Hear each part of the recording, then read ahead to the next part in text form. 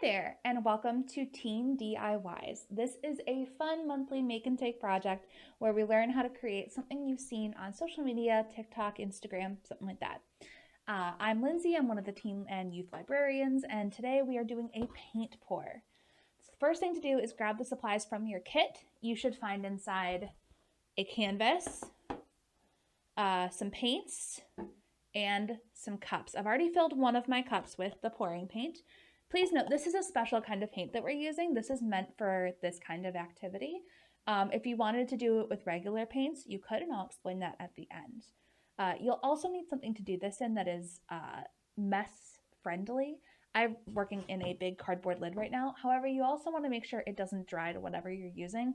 So I've actually laid down a little bit of parchment paper underneath, just directly the size of my canvas. The thing I've seen people use that seems to work best because it can drip down off the sides is an old cooling rack, like for baking. But however you want to set up, so long as you contain your mess, because this can get pretty messy. As you can see, the paint is pretty liquidy. So the first thing we want to do is get our paints open and ready to use. So go ahead and open it. You'll see that there's a little bit piece of plastic inside.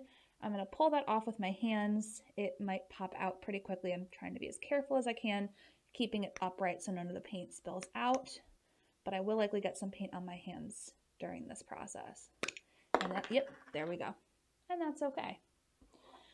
All right, I'm gonna take this gold paint and pour it into my cup. I'm gonna hold it so that all the excess can kind of drip out, so it might take a minute or two to really get it all in there.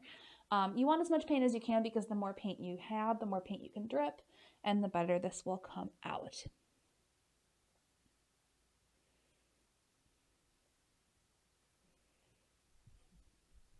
There we go. It seems like that's the last few drops.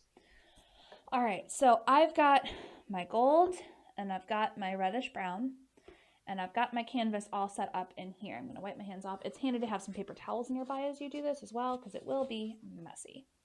So we're gonna do something called the puddle method. You've probably seen numerous ways to pour paint on social media. We are using the way that will muddle your colors, meaning mix them up together and create kind of a grayish brown ugliness, the least. We don't want that. So instead what we're gonna do, we're gonna keep our cups and our paints separate. So I'm gonna start by taking this brownish color and I'm gonna pour a few dollops, little puddles, all over my canvas. Not too much, I don't wanna use too much of the paint just yet. And then I'm placing it down somewhere that the paint can drip. So I'm actually placing it inside the lid. Tilt this down so I can show you what I've done here. There we go. So you can see I've got some drops here. I'm gonna drop the gold paint in some of the spare spots, but also into the brown. I wanna make sure that we have something to marble with. So just right into the center of these dots. All right, now into the gold goes more brown, and it's okay if it drips everywhere. That's the fun of paint pour, is that it is messy and it still comes out really, really well. Let's do another brown drip over here. And again, you can create designs, whatever you want, but once we pick it up and move it around, those will all kind of go away. However you want to do this is totally valid. I'm sure it will come out lovely.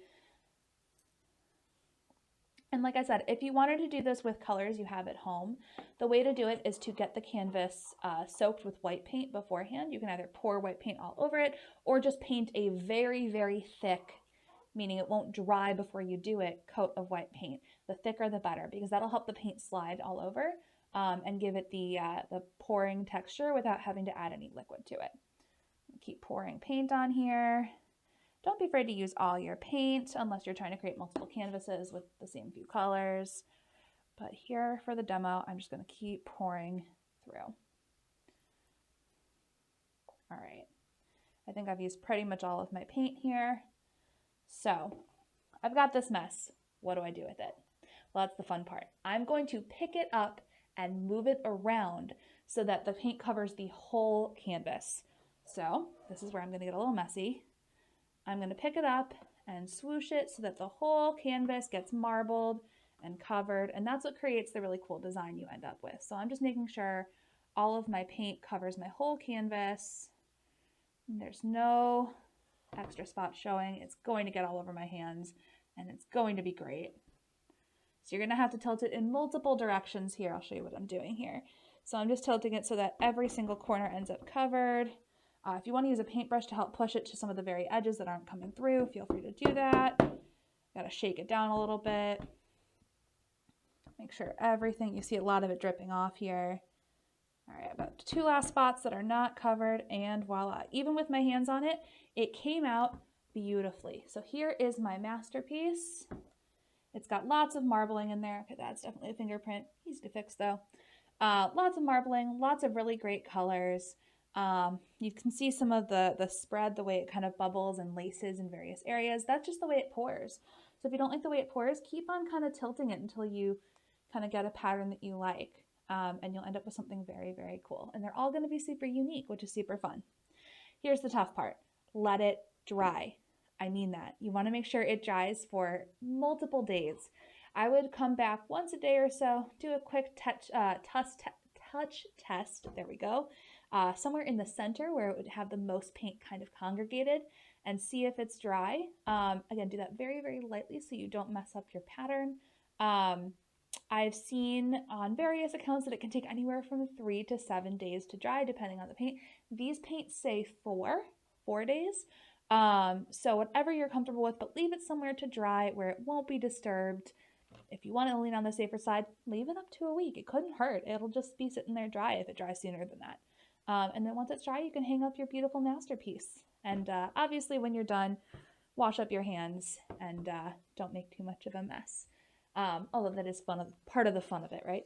So that is paint pouring, and I hope to see your creations. Email us once you've finished your paint pour, youth@winnetcalibrary.org, so we can see your final creations and maybe post them to social media and have fun. I hope you enjoy paint pouring, and we'll see you next month with another fun DIY social media inspired craft. Bye!